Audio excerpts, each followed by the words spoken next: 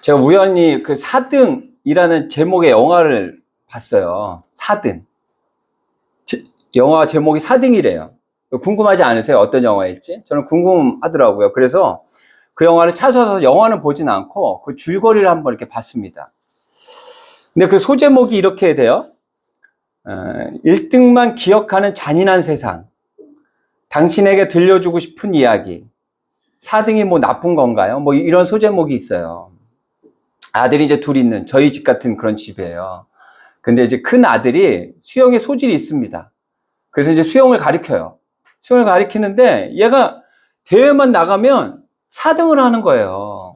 3등까지 해야 메달이라도 하나 받잖아요. 그리고 또 엄마가 또 좀 유별나요. 그 아들이 1등 하게 하고 싶어가지고 엄청 닥달합니다. 아이의 마음이나 이런 것들은 그냥 마음이 없어요. 그냥 무조건 1등만을 생각하고 1등만 하길 바라는 거예요. 그런 와중에 수영 코치를 바꿔요. 근데 이 수영 코치는 있잖아요. 아이들을 가르치는데 체벌을 하면서 아이들을 가르칩니다. 근데 그 부모도 알아요. 그 부모도 아는데 그 선생에게 그 아이를 맡겨요. 그리고 2등을 합니다. 2등을 하는데 0.02초 차이로 2등을 해요. 1등하고 거의 차이가 없는 거죠. 0.02초 차이면 정말 뭐 손바닥 하나 차이 정도 되겠죠. 그럼 굉장히 실력이 많이 이제 좋아진 거잖아요. 그래가지고 그 집안에 이제 막 웃음이 떠나질 않습니다. 너무 이제 막 분위기가 너무너무 좋은 거예요. 그런데 이제 그 남자 동생이 또 하나 있다 그랬잖아요. 걔가 갑자기 이런 이야기를 합니다. 정말 맞고 하니까 잘한 거야? 예전에는 안 맞아서 맨날 4등 했던 거야? 라고 그렇게 이야기를 해요. 근데 그 이야기를 듣는 그 부모가 한마디도 말을 하지 못하죠. 그런 내용의 영화예요.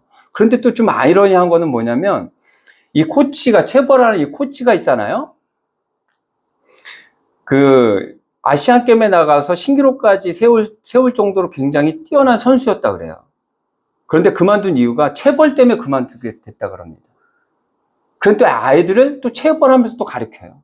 굉장히 아이러니하죠. 우리 세상에는 정말 이해 안 가는 그런 부분들이 있어요. 술을 많이 먹고 행패를 부리는 아버지 밑에서 자란 그 아들이 절대 나는 술을 안 먹을 거야 라고 다짐합니다.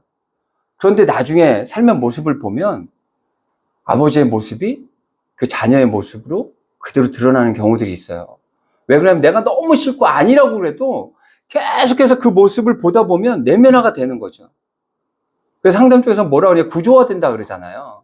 그게 구조화가 돼서 내가 하기 싫어도 싫다고 생각을 해도 그렇지 못하는 거예요. 참 우리 인생에 보면 굉장히 아이러니한. 근데 그 엄마가 왜 그렇게 아들을 못 살게 굴었을까? 왜 그렇게 1등 하게 하려고 그렇게 애를 썼을까? 아이의 어떤 심중이나 마음은 들여다보지도 않고 왜 그렇게 못되게 굴었을까? 자기 거라고 생각한 거죠. 자기 거라고 생각한 거예요. 자기가 낳았으니까 얘는 내 거야. 내가 소유자야. 라고 아마 그렇게 생각했던 것 같아요. 근데 보세요. 그 아들이 누구 건지, 저희들이 누구 건지 오늘 말씀에서 이야기하고 있어요. 1절입니다. 제가 한번 읽어볼게요. 야곱아 너를 창조하신 여호와께서 지금 말씀하시느니라. 이스라엘아 너를 지으신 이가 말씀하시느니라. 너는 두려워하지 말라. 내가 너를 구속하였고 내가 너를 지명할 불렀나니 너는 내 것이라. 오늘 말씀의 제목이 너는 내 것이라. 어때요 여러분? 누구 거라고요? 주님 거예요. 우리는 주님 거. 제가 늦은 나이 이제 공부를 했잖아요. 그래서 이제 벌써 제가 60이 이제 됐는데, 우리나라 이제 나이로, 아직 만으로 하면 제가 58밖에 안 됐어요. 근데 이제 60이 됐는데, 제가 이제 목사 된 지가 10년밖에 안 돼요. 50에 이제 목사가 된 거죠. 굉장히 늦은 나이에. 근데 저는 사실 하나님에 대한 서운한 마음 없어요. 늦게라도 이렇게 불러주셔서, 이렇게 사용해 주셔서 너무너무 감사하죠. 근데 안타까운 게 하나 있어요. 뭐였냐면, 아이들을 양육할 때 하나님을 좀 더 빨리 알았으면. 제가 저희 아이들을 어렸을 때는 제가 믿음이 없었거든요. 그러다 보니 제가 감정적으로 아이들을 대했던 때가 있었어요. 제가 막 제 감정을 이기지 못해서 화를 내고 아이들을 때렸던 그런 기억이 있어요. 그래서 그 기억이 저만 있는 거라고 생각했거든요. 저희 아이들은 어렸을 때니까 그대로 다 기억하고 있어요. 그러면서 언젠가는 저한테 그 지난 이야기를 이렇게 웃으면서 그렇게 하더라고요. 그래서 저는 하나님을 늦게 만났던, 하나님께서 늦게 불러셨던 거에 대한 서운함은 없지만 좀 아이들을 조금 더 하나님 믿음 안에서 좀 양육했으면 얼마나 좋았을까. 그래서 아이가 있는 집엔 항상 제가 이야기합니다. 아이들을 잘 키우고 싶은가요? 그렇게 얘기하면 부모들은 그런 욕심들이 다 있죠. 그럼 제가 그래요. 신앙을 갖고 신앙으로 키우시면 무조건 잘 큽니다. 그건 제가 100% 보장합니다. 그렇게 이야기하죠. 왜 그러냐면 제가 믿음이 없을 때와 믿음이 있을 때 제 자녀를 양육해 봤잖아요. 아이들의 모습이 달라요. 분명히 우리는 누구 거라고요? 주님 거예요. 그래서 누가 소유할 수 없어요. 누가 마음대로 할 수 없어요. 근데 그 어머니는 아들이 자기 거라고 생각하고 그렇게 못되게 굴었던 것은 아닌가 하는 그런 안타까움이 있습니다. 하지만 우리 정확히 알아야 돼요. 어떻게 해요? 하나님이 우리의 아버지시고 우리의 소유주 되신다라는 것을 명확히 알아야 돼요. 근데 그 하나님 있잖아요. 그냥 너는 내 거야 거기서 끝나지 않아요. 우리를 얼마나 사랑하는지 모릅니다. 3절부터 제가 한번 읽어볼게요. 대전하는 여호와 내 하나님이요 이스라엘의 거룩한 이요 내 구원자임이라. 내가 애굽을 너의 속량물로 굿수와 수발을 너를 대신하여 주었노라. 내가 내 눈에 보배롭고 존귀하며 내가 너를 사랑하였은즉 내가 내 대신 사람들을 내어주며 백성들이 내 생명을 대신하리니. 이 말씀을 보면 얼마나 우리를 사랑하고 있는지 알 수 있겠죠. 우리를 대신해서 나라까지 줄 수 있다라는 거예요. 그렇게 우리를 사랑하신다는 거예요. 제가 주중에 요즘에 그 계엄 선포 이후에 일이 별로 없습니다. 그래서 주중에 제가 또 영화를 한 편을 또 봤어요. 우리 작은 아들이 넷플릭스를 이렇게 해놔가지고 제가 그 영화를 한 편 봤는데 전난이라는 영화입니다. 저는 좀 전쟁 영화 이런 영화들이 전 좋더라고요. 재밌더라고요. 이렇게 좀 무섭고 스릴러물 이런 거는 별로 재미없어요. 근데 전쟁 영화는 재밌더라고요. 그래서 그 전란이라는 그런 영화를 보게 됐는데 굉장히 유명한 배우들이 다 나옵니다. 강동원도 나와요. 근데 강동원이 이제 주인공인데 이제 아역으로 이제 다른 아이가 이제 먼저 나오죠. 근데 그 집이 이제 일반 가정이었는데 어떻게 모르겠어요. 하여튼 이렇게 슬며시 지나가서 그런지 모르겠는데 그 내용을 잘 이해가 안 되는데 하여튼 그 아이가 그 종이 됩니다. 노비로 팔려가게 돼요. 팔려가는데 어느 대감집인데 굉장히 큰 대감집이에요. 거기에 종들이 100명이 넘습니다. 그래서 그 화면이 쭉 나오는데 그 종들이 무슨 일들을 하는지 막 나와요. 그 종들이 막 무슨 일들을 하는데 밥하는 사람, 빨래하는 사람, 하여튼간 각자 맡은 일들이 다 달라요, 보니까. 그런데 이렇게 어린 나이에 종으로 팔려간 그 강동원, 그 주인공은 무슨 일을 했을까요? 어떤 일을 했냐면 그 집은 무신 집안이에요. 그래서 무술을 일으켜야 돼요. 그래서 급제를 하고 벼슬을 얻어야 되는 그런 집안인 거예요. 그러니까 어린 남자아이가 있는데 그 아이를 가르쳐요. 무술을 가르칩니다, 선생님이. 근데 실수할 때마다 얘가 맞아야지 잘할 거 아니에요. 그때는 많이 때렸을 거 아니에요. 체벌하고 막 그랬을 거예요. 지금은 그런 일들이 없지만 예전에는 그렇게 많이 때렸잖아요. 그런데 그 아이를 때리지 않고요. 종을 때립니다. 그러니까 종이 하는 일이에요, 그게. 좀 말도 안 되는 그런 일들인데 옛날에는 그런 일들이 분명히 있었을 것 같아요.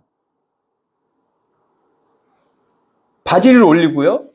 그 대감 옆에 이렇게 서 있습니다. 그리고 앞에서 그 마당에서는 선생님하고 그 아이가 대련을 계속해요. 그 애가 실수할 때마다 회초리를 때립니다. 그렇게 해서 죽어나간 아이가 몇 명이 돼요. 강동원이 가기 전에도 바로 한 명이 그 맞다가 죽어서 실려 나가요. 그리고 또 강동원이 또 그 자리에 서게 되는 거죠. 그리고 매를 맞아요. 근데 강동원은 다른 애들하고 좀 달라요. 계속해서 지켜봅니다. 그러면서 그 선생의 어떤 그 빈 곳들을 봐요. 그리고 저녁에 그 대감집 그 도련님이죠. 그 아들을 데리고 나서 가르치기 시작합니다. 그러니까 어느 순간부터는 맞지 않아요. 맞지 않아요. 아니, 종이 주인이 누구예요? 그 대감이 주인이에요. 그 양반들이 주인이란 말이에요. 그럼 자기 거라 그러면 소중하게 여겨야 되잖아요. 자기 자식 때리기 싫으니까 종들을 때리는 거 말도 안 되는 그런 일들을 시키는 거예요. 그러다가 이제 그 급제를 해야 되니까 가서 시험을 보는데 계속 낙방을 합니다. 그 주인집 아들이. 그러니까 이제 강동원이가 가서 얘기해요. 제가 대시 시험 볼 테니 제가 합격이 되면 저를 좀 종에서 놔주세요. 이렇게 얘기를 해요. 그 대감이 좋다 그래요. 갔어요. 시험을 봤어요. 그냥 급제도 아니고 자원급제, 수석으로 급제를 하게 됩니다. 그리고 그 아들은 저기 지금 저 경호처지요.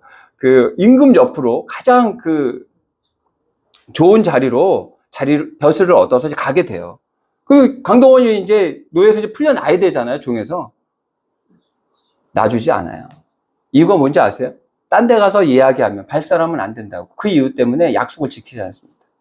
그 종이 자기 거예요. 정말 하찮게 대하고 있는 걸 볼 수 있죠.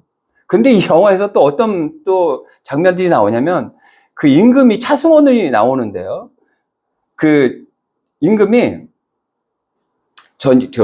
왜군들이 쳐들어와요. 그래서 한 7년 동안 전쟁을 하는데 도망을 제일 먼저 갑니다. 도망을 가가지고 가서 이제 밥을 이제 먹을 게 없잖아요. 그래서 다른 민가에 가서 이제 구해서 다른 사람들 못 먹죠. 그걸 뺏어가면. 그걸 뺏어서 갖다 주는데 발로 다 차버립니다. 지금 백성들은 굶어서 죽는 상황인데 칼에 맞아 죽고 굶어 죽고 그런 상황인데 그걸 먹으러 갔더니 발로 차버려요. 그리고 이제 전쟁이 끝나요. 의병들하고 이렇게 해가지고 싸워서 전쟁이 7년 만에 끝납니다. 그리고 다시 돌아가요. 그럼 궁이 어떻게 다 타고 없어졌잖아요. 가갖고 백성들을 먼저 돌봐야 되잖아요. 임금이라고 하면. 근데 가장 먼저 뭘 하자 그러냐면 궁을 먼저 세우자 그래요. 웅장한 궁. 그래야 위험이 선대요.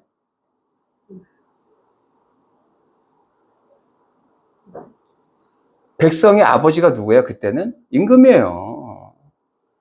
그 자기 자녀들이잖아요. 어떻게 보면.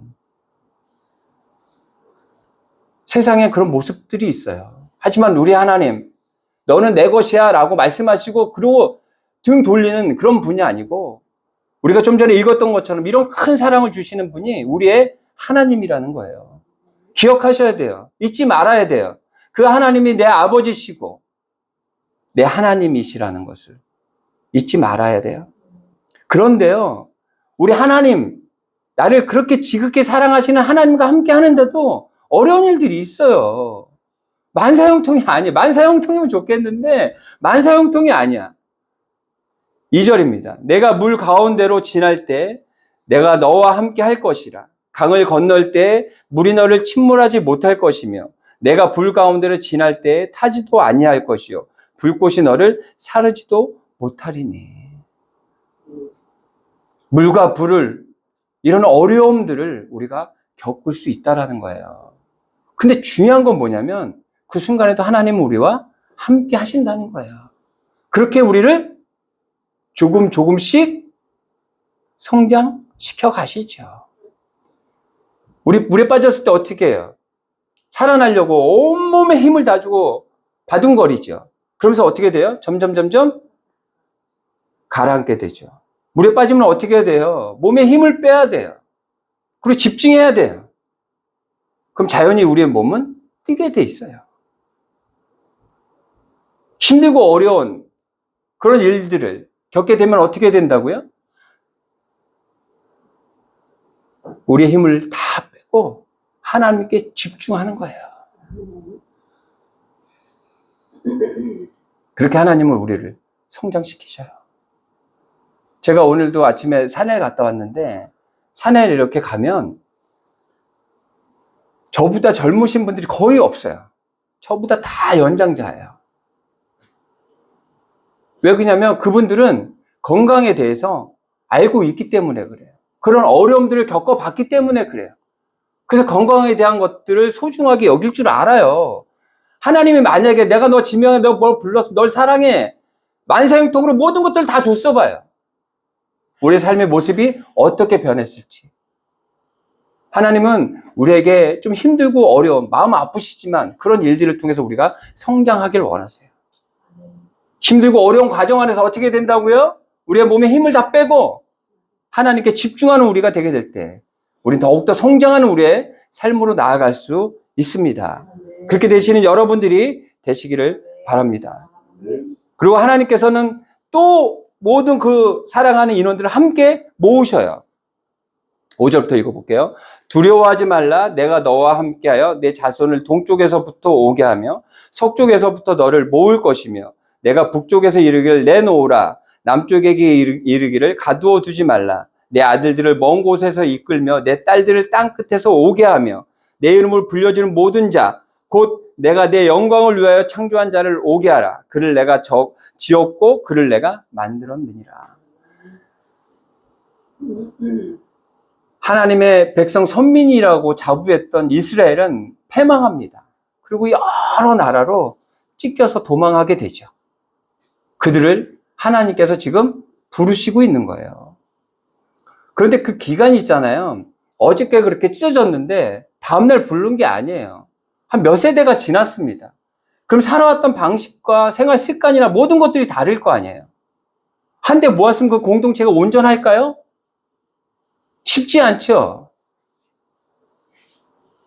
그래서 이 공동체는 어디를 바라봐야 되냐면 서로를 바라보는 것도 중요하지 그것보다 하나님을 함께 바라봐야 돼요. 목표를 함께 해야 돼요. 그래서 하나의 공동체가 이루어질 수 있는 거예요. 우리 다세임교회 몇 명 되지 않지만 정말 제가 봤을 때 정말 다른 성격의 분들이 다 모여 있어요. 우리 다세임교회가 하나의 공동체, 하나님께서 바라시는 그 계획들을 함께 이루어 가기 위해서는 한 곳을 바라봐야 돼요. 어디요? 하나님 한 분만을 바라보고 가야 돼요. 그래야 우리가 하나가 될 수 있어요. 그렇게 되면 어떻게 되냐면 보세요. 내 이름으로 불려지는 모든 자 그 안에 우리가 포함될 수 있는 거예요. 하나님의 이름으로 불려져야 될 거 아니에요. 크리스찬이라고 불려져야 될 거 아니에요. 교회는 다니고 있는데 하나님과 별개의 그런 인생을 살아가시겠습니까? 하나님을 믿고 따르면서 하나님과 동행하며 나의 삶을 통해 하나님이 드러나는 삶을 살아내야죠. 하나님의 이름으로 불려지는 자가 돼야 될 거 아니에요. 그러기 위해서는 어떻게 된다고요? 하나님을 바라보고 나아가는 우리가 되어야 한다는 거예요. 요즘에 우리나라 그 국가 정세가 너무너무 어렵고 힘듭니다. 여태까지 저도 오래 살지는 않았지만 살아오면서 여러 가지 일들을 IMF도 겪었고 여러 가지 일들을 겪었잖아요. 그런데 이번 그 혼란이 가장 큰 혼란이 아닌가 싶어요. 근데 중요한 건 지금 보면 경제의 어떤 어려움이나 이런 부분들이 정치의 어려움부터 시작이 돼가지고 지금 가고 있는 거거든요. 정치의 문제 때문에 그래요. 정치하는 사람들이 다 뭐라 그럽니까? 이렇게 얘기해요. 저는 국민만 바라보고 갑니다라고 얘기해. 모든 사람들이 다 그렇게 얘기해요. 국민만 바라본대요. 국민만 바라보면 이런 어려운 일들이 있을까요? 있을 수가 없죠. 말이 안 되죠. 선거 때는 그런 이야기를 합니다. 이런 어려운 와중에서도 이야기해요. 뭐라고요? 국민만 바라보고 간다고. 뻥이에요. 자기들 이익을 위해서, 자기의 기득권을 위해서 그렇게 나아가는 사람들이 정치하는 사람들 같아요. 우리는 하나님을 바라보겠습니다 라고 말만 해서는 안 됩니다. 하나님을 바라봐야 돼요. 그래야 하나님 이름으로 불려지는 자들이 되는 거예요. 그렇다면 하나님의 이름에 불려진 자가 되기 위해서 어떻게 해야 되느냐? 그래서 우리가 이렇게 예배하는 거예요. 저희 그 집이 1층이에요. 그래서 아이들을 이렇게 양육하고 할 때는 너무너무 좋았습니다. 1층이 너무너무 좋아요. 아이들, 그것도 사내 아들 둘이랑 막 이리저리 막 뛰어다니는데 한 번도 제지를 당해본 적이 없어요. 한 번도 아이들 때문에 시끄럽다고 이야기를 들었던 적이 한 번도 없습니다. 아이들은 그냥 우리 아이들은 그렇게 뛰지도 않았지만 마구 뛰면서 그렇게 놀 수 있었어요. 1층이어가지고. 그런데 1층이어서도 안 좋은 게 또 있습니다. 왜 그러냐면, 그렇죠. 추운 것도 있지만, 그 베란다 쪽에 물이 내리면 이게 얼어요. 이게 원래 베란다에는 그 물을 쓰면 안 되거든요, 겨울에. 그리고 그쪽에다 세탁기를 놓으면 안 돼요. 다용도실에다 써야 되는데, 이 사람들이 불법으로 거기다가 세탁기를 갖다 놓고 씁니다. 그리고 겨울에 추울 때는 쓰면 안 돼요. 그런데도 씁니다. 왜? 자신들하고 상관없거든요. 막 씁니다. 그래서 저희가 이사하고 얼마 되지 않아서 물이 막 집안에 넘친 적이 한 번 있어요. 그래서 겨울이 되면 굉장히 민감해집니다. 그래서 이제 저희가 이제 샤시도 다 갈았잖아요. 그런데도 얼어요. 이게 왜 얼냐면 저희가 이제 1층이다 보니까 그 베란다에서 그 파이프가 이렇게 나가잖아요. 하수도 파이프가 나가는 게 파이프가 바깥으로 나가요. 그러니까 저희 집에 그 파이프하고 그 바깥에 파이프하고 이렇게 연결되는 그 부위가 얼어요. 신기하게. 그러니까 이렇게 관인데 거기가 중간이 이렇게 얼어요. 너무 신기하죠. 그래서 저는 너무 신기한 거예요. 거기가 이렇게 그러니까 밑에서부터 이렇게 얼어갖고 오면 이해가 되잖아요. 근데 어떻게 물이 이렇게 고여있지 않은데 이게 어떻게 왜 오는 거지? 그게 너무 신기하죠. 그 제가 계속 살폈어요. 봤더니 내려오는 관하고 그 바깥에 있는 관하고 크기가 달라요. 그러니까 밑에 있는 관이 살짝 줄어들어요. 그러니까 이게 물이 내려오다가 여기서 튀기잖아요. 그 튀긴 물이 조금씩 얼기 시작하는 거예요. 얼기 시작하면서 점점 하면서 막이 형성이 돼버리는 거예요. 그거 너무 신기해요. 제가 큰 거 발견했죠. 그래서 뜨거운 물을 부어서 그 얼음을 녹이곤 합니다. 이번에 굉장히 추웠잖아요. 한 서너 번 예. 이게 완전히 막히지는 않고, 막히려고 하면 이제 저희가 이제 계속해서 뚫죠. 그래서 뭐 큰 일은 이제 발생하지는 않았는데 그런 일들이 있었어요. 근데 제가 이 얘기를 왜 드리냐면, 우리가 예배 드리잖아요. 그 말씀이 튀겨야 돼요, 우리한테. 예? 그 막이 생겨야 돼. 그러니까 말씀이 들어오잖아요. 그냥 쑥 지나가 버려. 한 귀로 뚝 한 귀로 나가버려. 그러면 의미가 없다니까. 말씀이 내 마음에 튀겨야 돼. 이거 뭐지? 이게 정말 하나님이 주신 말씀이야?